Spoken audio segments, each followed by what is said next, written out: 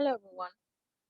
Our today discussion is about very important cellular metabolic cycle, and this is the citric acid cycle. So, the citric acid cycle is also known as the tricarboxylic acid and the Krebs cycle. So, the tricarboxylic acid cycle makes sense because the citrate molecule is a three carbon base, and the tricarboxylic acid molecule and the Krebs cycle is named on the basis of the contribution and in reward acknowledgement of the contribution of the scientist Hans Krebs. He was a German and in 1900 to 1981. So he basically worked on the steps of the citric acid cycle in the pigeon flight muscle. He also discovered the enzymes which are responsible for catalyzing each of that reaction which is involved in citric acid cycle. So taking up the or understanding what we have discussed previously was the glycolysis, and the glycolysis is basically the simplest a part of the cellular respiration. So, where it is consuming, it is involved in the oxidation and decomposition of the glucose into the pyruvate, and then the pyruvate is converting into the acetyl CoA by the enzyme pyruvate dehydrogenase complex. Now, the important thing is this one. We have seen that there was a production of ATP, NADH, and FADH2 in the cycle of the glycolysis. And the glucose is representing the class carbohydrate. So that was the one of the fuel molecule we have discussed. So the important thing to mention is this one, that the nature has managed number of alternatives if we are deprived in one of the nutrient in our diet or in our body system. So what our system will do? So it's rather to avoid it to collapse. So there are the other fuel molecules, which are the fats and the proteins. So some of the amino acids and the fatty acids do contribute for the acetyl CoA, which is the essential part for the citric acid cycle. So now this acetyl CoA is basically or starting point, or this is the initiation step, you can say, or this is the first feed molecule into the citric acid cycle. So this is the simplest form of the citric acid cycle. So I will show you a little bit complex, and I hope not to afraid you, but this is the simplest form. But is the key thing in a citric acid cycle is that this acetyl CoA is combining with the oxaloacetate to generate the citrate. On that basis, it is named as the citric acid cycle. There's a production of the carbon dioxide, there's a production of the electrons which are carried by it, and by the reduced electron carriers, coenzymes NADH and FADH2. There's a GTP which further transform into the ATP. And ATP, this is a cellular currency, and this is the conserved form of our energy, which we utilize in the number of metabolic activities. Now, this is the actual flow chart of the citric acid cycle, where every step has mentioned, right? So these gray highlighted areas are basically giving you the idea that what kind of chemical reaction is happening here, and the blue text is basically giving you the idea that these are the different enzymes which are catalyzing the each of that step.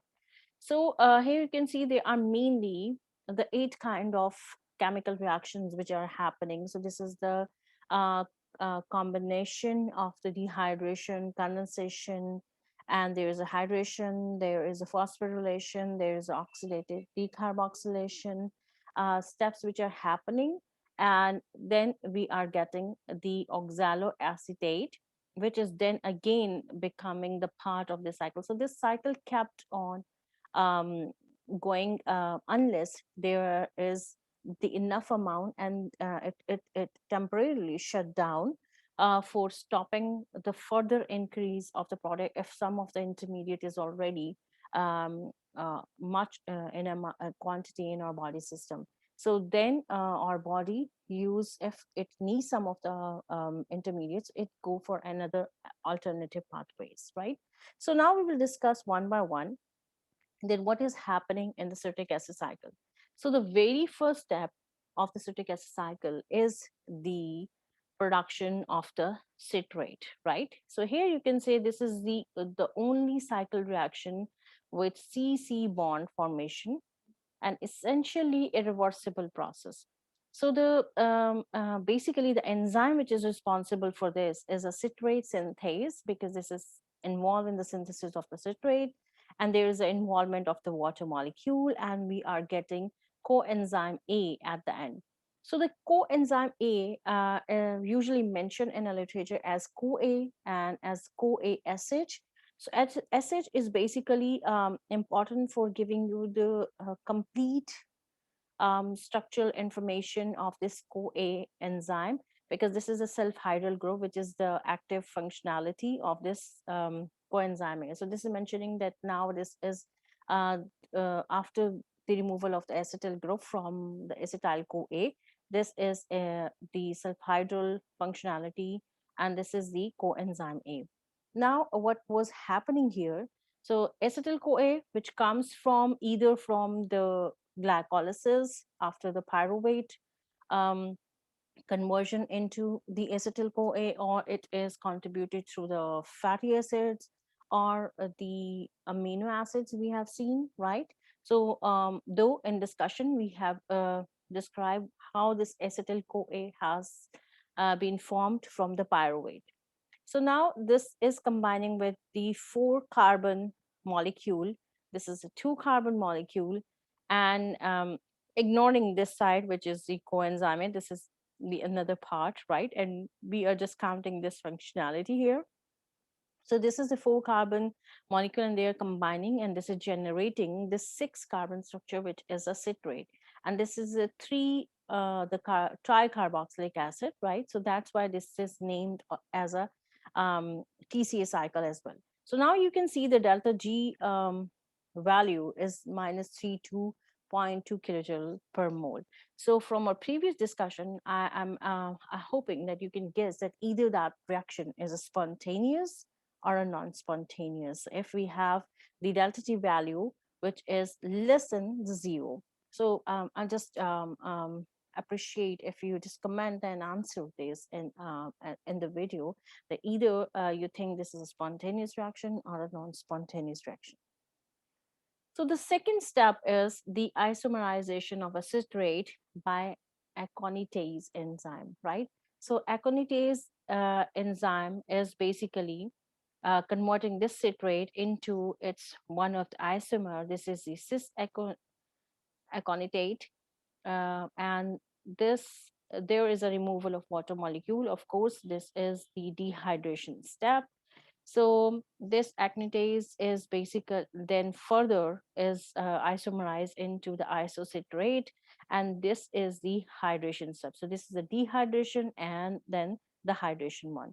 And the delta G value here is the overall of these two isomerization steps is basically the 13.3 kilojoules per mole.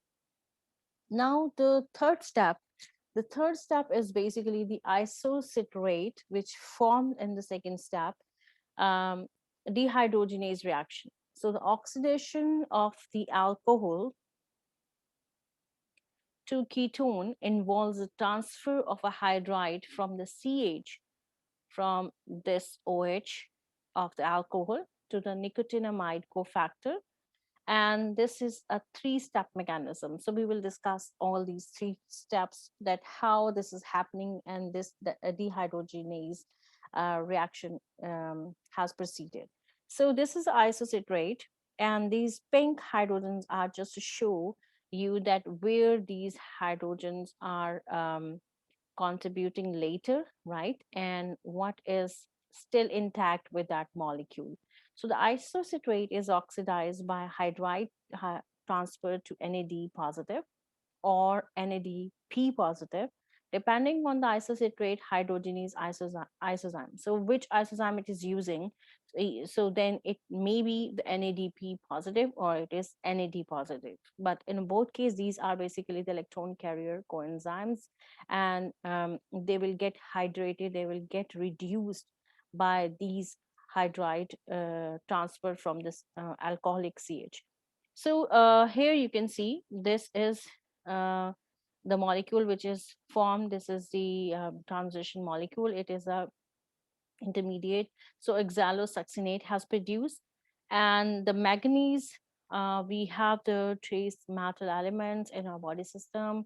So that is the value of the some of the essential metals and the minerals we should need, because they are the integral part of some of our metabolic reactions. So the manganese is important here, and that is intact with this one to make a complex here, and this will later basically responsible for withdrawal of the electron, and this is facilitating this carboxylation of this isocitrate and oxalosuccinate later, right? So here you can see this decarboxylation is facilitated by electron withdrawal by bound manganese plus 2. And here you can see these are moving here because this is the negatively charged carboxyl in anionic form, right? And here this is moving back, and then this will be eliminated as a carbon dioxide. And there is a readjustment of these pi electrons for the stable formation of this intermediate. And then later, this will be rearranged, and finally we will get the stable compound. This is alpha ketoglutarate, and this rearrangement of the enol intermediate generate alpha ketoglutarate, right? So we know whenever there is an enol, so they go for a good adjustment to have the stable compound. So here this is the alpha ketoglutarate. Now the fourth step is oxidation of alpha ketoglutarate, and that is facilitated by the coenzyme A, and there is an NAD positive, which will for later reduce in the form of NADH. So alpha ketoglutarate dehydrogenase complex is there. So whenever there is a written with a with an enzyme as a complex, so this is basically giving you the idea that these are not the single enzyme. So they are the combination of the coenzymes, and there may be the more than one enzyme which are working together, and they are making a cluster, a team for conducting some of the biological or catalytic activity. So this alpha ketoglutarate further by the catalytic activity of this enzyme complex, it is converting into the succinyl CoA.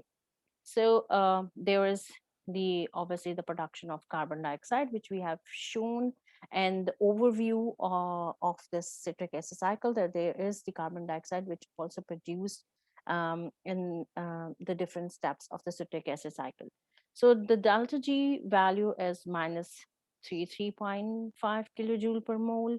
So again, the minus value is basically giving you that there is the low free energy, and the minus is basically to giving this as the exergonic reaction. So they are the spontaneous reactions, right? So the next is the substrate level phosphorylation, and this phosphorylation is happening with the help of succinyl CoA synthetase, because now this succinyl CoA will convert into the succinate molecule. And of course, we will get this coenzyme back, and there is a GDP plus inorganic phosphate, which get um, combine and converting into the GTP, and just GTP will further convert it into the ATP, which is our energy production energy molecule, right? So here the delta G value is minus 2.9 kilojoule per mole, and this is our succinate molecule. So now the sixth step is the 6 succinate dehydrogenase. So the dehydrogenation of the succinate is happening, and it will convert after the dehydrogenation into the fumarate molecule. And the FAD here will reduce by the absorbance of the electron, and it will get the electron and get reduced in a FADH2. And this H2 is coming from these CH2 and CH2 hydrides, right? And they will obviously then there is the formation of this double bond, and now this is the unsaturated molecule, and this is called the fumarate one. And I'm interested to know that what how you can tell about their stereochemistry, that either the fumarate is here and the trans or the cis form. So the seventh step is the hydration of a fumarate to the malate. So this fumarate, by the help of fumarase enzyme and by utilizing the OH, the or the basic environment. So this is converting into the carbonyl transition state, and this molecule is rearranging into spatial rearrangement for facilitating its stereochemistry, because this conformation is very important. So then this fumarase, and then it is consuming an H positive. So basically, you can see that there is a full water molecule induction here, so OH negative and H positive, and there is the L malate. So this is the L conformation of the malate, which we are getting after the hydration of this fumarate into the malate, right? And the delta G value for this step is minus 3.8 kilojoule per mole. Now we are moving towards eighth step. So the eighth step is oxidation of malate to oxaloacetate. So this oxaloacetate is produced when this L-malate, by utilizing the malate dehydrogenase, and there is NAD positive, and it is converting it get reduced by the getting these electron uh, NADH plus H positive. Now you can see this is the androgonic reaction, right? And there is a 29.7 kilojoules per mole. And here, this almalate has converted into the oxaloacetate. And this you can take that term, that how this oxaloacetate has named this. This is just the um, derived or the modified form of oxalic acid, and there is one acetyl group which is inducted here in between these two oic acid, dioic acid. So there's this is the two this oxaloacetate compound which has formed. So net effect of the citric acid cycle is, so in a citric acid cycle, what is or key product is basically the oxaloacetate, and again that will combine from the acetyl CoA, which is coming either from the glycolysis, either from the oxidation of the fatty acids, or from the amino acids. So the net effect of the citric acid cycle is the acetyl CoA has participated in the reactions. There was the involvement of the three electron carrier coenzymes, electron carrier species. This is NAD positive, FAD, GDP, inorganic phosphate, and there is a two water molecules. And what we get in a product side is the two carbon dioxide molecules, three moles of NADH and FADH2, GTP, and there is a coenzyme A, and there is a plus 3H positive. So the carbons of the acetyl group in acetyl CoA are oxidized to carbon dioxide. But there is important thing is that this citric acid cycle continue, right? There is not a single cycle. There is a single, then second, then third. So it is important, and you have to take in account that in a first citric acid cycle, these acetyl group, which has these two carbons, which are contributed from the acetyl CoA, are still intact into the oxaloacetate. But later, when this is in coming into the repetition of the second cycle, and then there is a third cycle, So they are shifting from their position one to the, then they will be labeled as a 3,5, and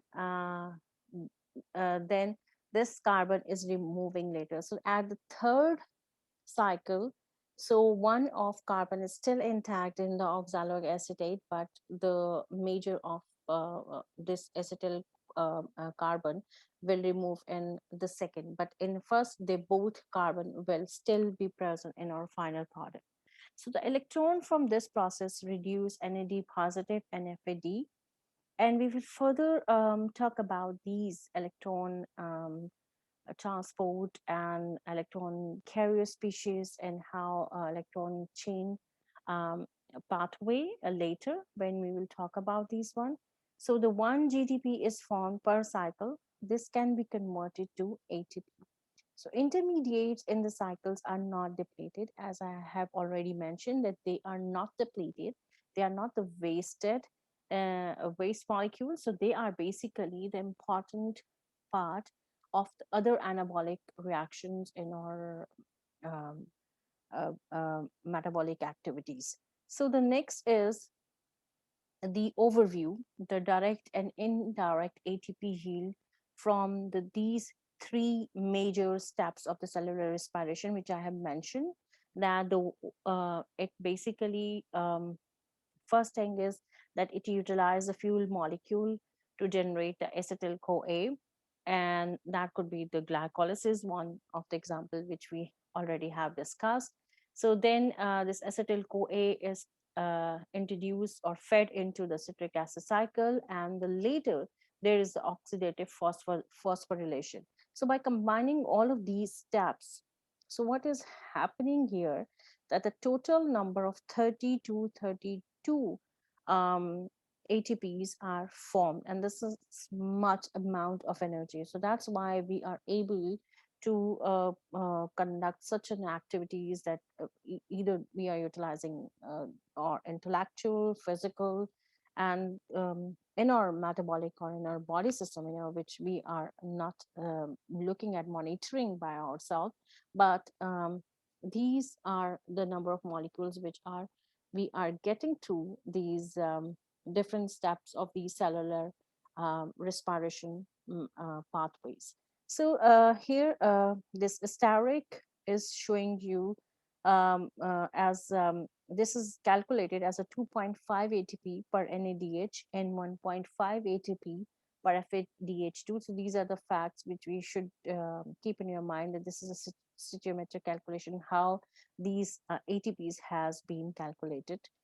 A negative value indicate the consumption. So means that if it's mentioned minus 1 ATP, so it means there was the utilization of um, one ATP molecule, and how these which step is producing how many ATPs, and then finally they have calculated that ATP number in a single cellular respiration cycle.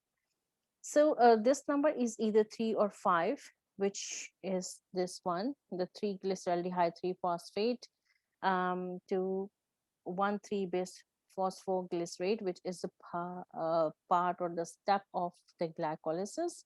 So equivalence and mechanism use to shuttle NADH equivalents from the cytosol to the mitochondrial matrix. What does it mean is because we have seen that the glycolysis was happening in the cytosol, and later the citric acid cycle is happening in the mitochondrial matrix. So once that ingredients or these equivalents or these molecules have to cross that barrier from the cytosol, and they have to enter, and there is cellular membrane envelope around this, a membrane in a mitochondrial structure. So it has to cross that one. So for this, it needs the energy which is consumed by the NADH. So that was for the citric acid cycle. And at the end, I just wanted to mention you that you may be curious about that what the coenzyme A. So the coenzyme A is basically the precursor, and this is made up of the cysteine and panthenate and adenosine, and this is a combination of this one. And which in for the simplified form, we just write it as a CoA. just to mention, and CoA means that this do exist in a form, and this was SH, just to mention it, it's this free side, that now this is not bonded, and this is the proper coenzyme molecule and not in a bounded form, but this is the reduced form, and there is the self-hydral um, side or the functionality here in a coenzyme A. So that was about the citric acid cycle. If you have a question, I hope these reactions are making sense to you, and you can just practice these one. So and if you still have any questions about the mechanism and what was happening uh, in the chemistry of these ones, so you can just comment and ask me on a YouTube or on a Moodle. So I would be happy to answer your queries. So I prefer that you should go for the further details, and you can consult the linear or void chapter I mentioned. So for the further elaborated explanation of that topic. So thank you so much. Have a good day.